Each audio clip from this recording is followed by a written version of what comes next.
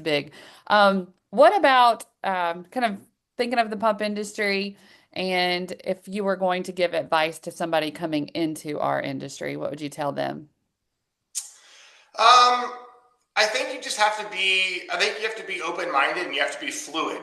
No pun intended, right? You have to be fluid whenever you're dealing with anything in the pump industry. It's every situation you're in is going to be a little bit different. Every customer you work with, they're going to have a little bit different attitude, whether positive or negative. Every problem you go to solve is not going to have the same solution. So you have to be very fluid whenever you're out there, especially if you're an outside salesperson. You're doing a lot of traveling. You're moving from this city this week to that state the next week, and you're always all over the place. People are going to cancel on you the day of, right? You're going to be driving to a plant, and they're going to call you and say, "Oh, something happened. We're not going to be able to meet today." So you have to kind of pull an audible and go somewhere else, or try and scramble for another appointment.